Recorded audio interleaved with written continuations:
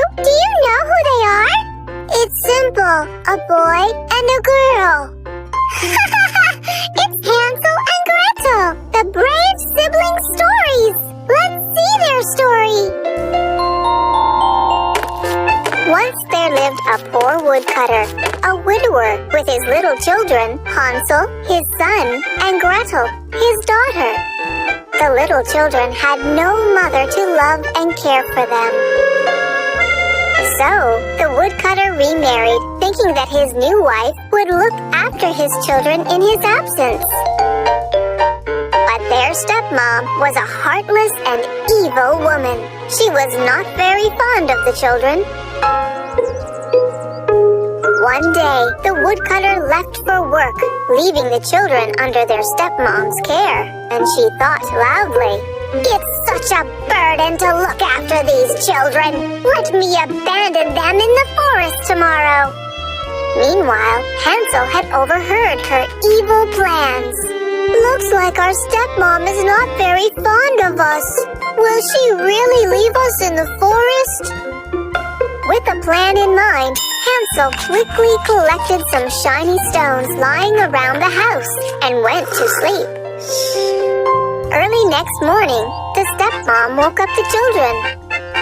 "Your father is away, so let me take you both to the woods to pick some berries."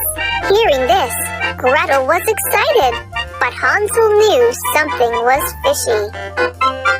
As they walked through the woods, Hansel was clever to drop the shiny stones he had collected, one by one behind their path. When they reached the middle of the woods, "Wait here for me, I will be back soon." Saying so, the stepmom vanished into the woods, abandoning the poor children. Soon it was dark. Hansel and Gretel were terrified. "Don't cry, Gretel. Look, these shiny pebbles will lead us home." Hansel and Gretel led themselves home, following the shiny stones lit by the moonlight. And soon they were home. "Children, where were you? We were so worried."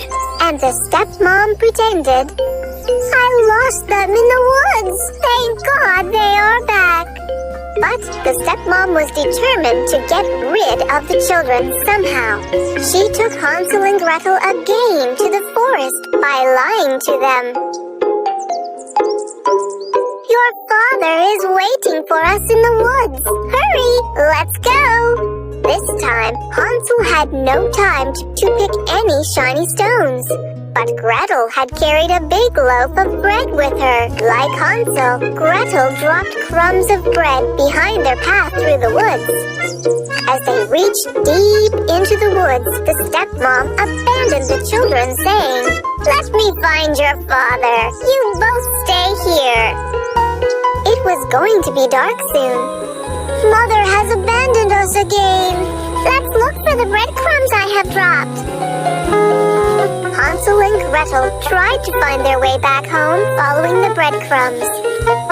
But they had run out of luck. The breadcrumbs were eaten away by the birds. Now, sad and hungry, they walked together in the woods. After some time, they were surprised to find a beautiful house made of yummy sweets, candies, cakes, and chocolates. "It's a cake house!" The hungry children started to feast on the yummy treats. Just then, an old woman peeked out of the door and invited them in. "Oh, dear ones, why don't you come in for a hot meal with me?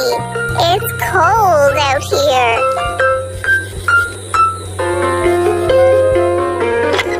But what? The old woman was really an evil witch.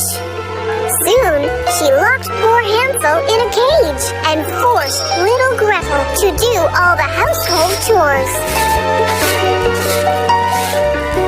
Early morning, the witch started to boil water in a big cauldron. She muttered to herself loudly, "I am so hungry. Soon I will will boil and eat these children.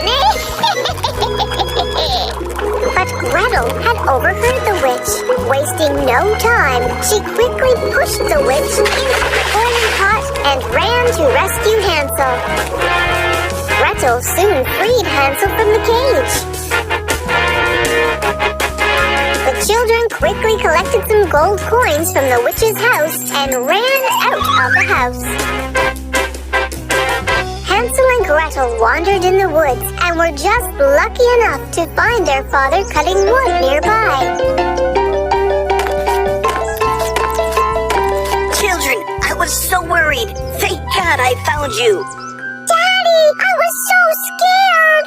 As they walked home, Hansel and Gretel told their father of all the misdeeds of their stepmom, abandoning them in the woods, and how they had escaped from the evil witch. The cruel stepmom was soon out of their lives. Thereafter, Hansel and Gretel lived very happily with their father as one happy family. Bravo! But I was so scared of that evil witch in the story.